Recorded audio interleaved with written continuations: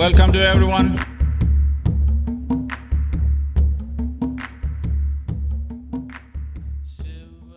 आपके भविष्य के दरवाजे बड़े पैमाने पर खुल जाएंगे अगर आप स्कूल में फर्स्ट न आएं। आप वास्तव में देख सकते हैं कि मैं अपने जीवन में क्या कर सकता हूं। 5 लोगों की टीम बनाएं और एक दूसरे के लिए हर विषय में ट्यूशन दें। लोग जीवन के हर पहलू को ऐसे ही लेते हैं। परीक्षा का मतलब है उनका पेट खराब हो जाता है। मैं बहुत अच्छे से जानता हूं क्योंकि मेरा भाई एक फार्मेसी चला रहा था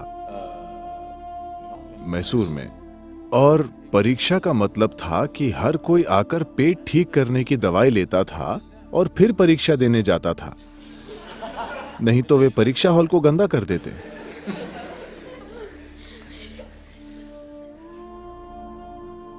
ऐसा क्यों?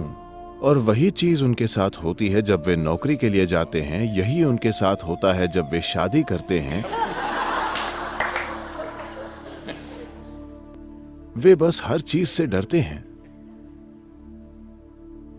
ऐसा इसलिए क्योंकि तैयारी नहीं है, है ना? वजह यही है कि आप किसी चीज को लेकर घबराए हुए हैं। मैं अभी कुछ लोगों से बात कर रहा था। पिछले 3 बार जब हमने यहां हेलीकॉप्टर मंगाया, 3 अलग-अलग पायलट आए। मैं उन्हें देख रहा था, वे बहुत ज्यादा घबराए हुए थे।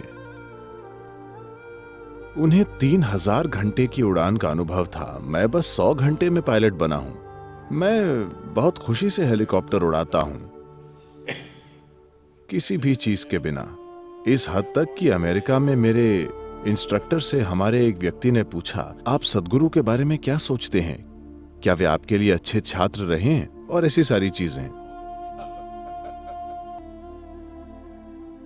उन्होंने एक चीज कही, उनके बारे में मेरी एक ही चिंता है, लगता है कि वे मौत से नहीं डरते। उन्होंने पूछा, इससे आपका क्या मतलब है? वो बोले, चाहे आप इंजन बंद कर दें, वे मुस्कुराते रहते हैं और जो करना है वही करते हैं। हेलीकॉप्टर में ये एक बड़ी चीज होती है, ऑटो रोटेशन। मतलब आप इंजन बंद कर दें और इंजन के बिना नीचे उतरें, हमेशा एक इमरजेंसी की तैयारी में। आपको समझाने के लिए इसमें क्या है, जो ट्रेनिंग क्राफ्ट हम उड़ाते हैं उसमें इंजन बंद हो जाता है, आपको एहसास होने के लिए। देखिए, इस एहसास में थोड़ा समय लगता है। आप लगातार उड़ रहे हैं, इंजन फेल होता है, तो आपको जानने में कि इंजन फेल हो गया है ये समझने में 2-3 सेकंड लगते हैं, क्योंकि रोटर अब भी शोर कर रहा है। सिर्फ एक वाइब्रेशन खत्म हो जाता है और हाँ, मीटर बंद हो जाता है। लेकिन अगर आप मीटर नहीं देखते और किसी से बात कर रहे हैं और वाइब्रेशन देखने से चूक जाते हैं, तो आपको पता भी नहीं चलता कि वो फेल हो गया है। लेकिन ये आपको ज्यादा से ज्यादा 7 सेकंड देता है। 7 seconds is all you सिर्फ 7 सेकंड में आपको 3 जरूरी चीजें करनी होंगी। अगर आप वो 3 जरूरी चीजें उन 7 सेकंड में नहीं करते तो आप मर जाएंगे। आप आखिरी उड़ान का मजा ले सकते हैं। तो जब हम बिना किसी चेतावनी के उड़ रहे हैं, एक प्रशिक्षण ये है कि वे इंजन बंद कर देते हैं। तो मैं बस वो करता हूं जो मुझे करना है और बहुत उत्साहित हो जाता हूं। और मैंने 100 से ज्यादा ऐसी लैंडिंग की हैं। तो वे बोले, मैं सच में उनके लिए डरता हूं क्योंकि उनमें डर नहीं है।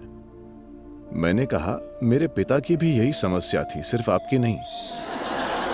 मेरे पिता अपना सिर पीटते हुए बोलते थे, इस लड़के के दिल में कोई डर नहीं है, इसका क्या होगा? मैं कभी नहीं समझ पाया क्यों। Why is fear a qualification? डर एक काबिलियत क्यों है? डर एक गुण क्यों है? जागरूकता एक गुण है, सजगता एक गुण है, ज्ञान एक गुण है, आखिर डर एक गुण क्यों है? तो अगर आप अपनी परीक्षा को लेकर बहुत डरे हुए हैं, आप अच्छा करेंगे, क्या ऐसा है?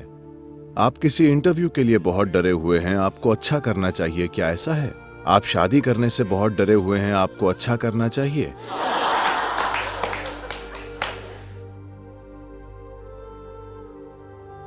मैं लोगों को हर चीज इसी तरह लेते हुए देखता हूं।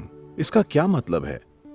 इसलिए कोई ऐसे सोचता है, बोर्ड परीक्षा, आगे जाकर मेरा क्या होगा?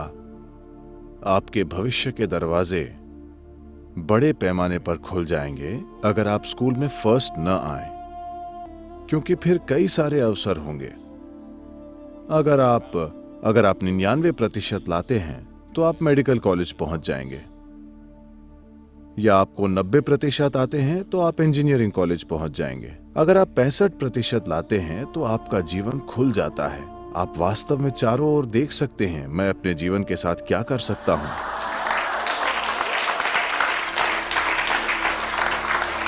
अब सारे टीचर परेशान हैं। सदगुरु पूरा स्कूल बर्बाद कर रहे हैं।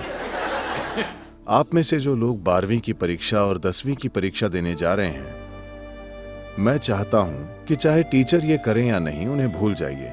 मैं चाहता हूं कि विद्यार्थी अक्टूबर के अंत तक अपना पाठ्यक्रम पूरा कर लें और परीक्षा के लिए तैयार हो जाएं। ठीक है?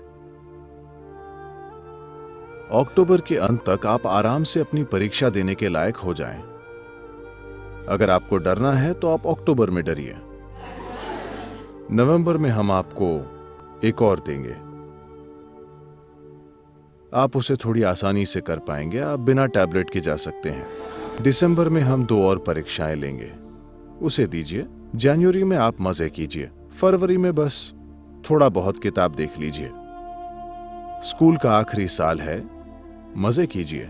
मार्च में परीक्षा आए तो बस वहां जाइए, और आप पहले ही 5 बार ये कर चुके हैं, तो दिसंबर तक आप 5 बार वही परीक्षा देकर बोर हो गए होंगे।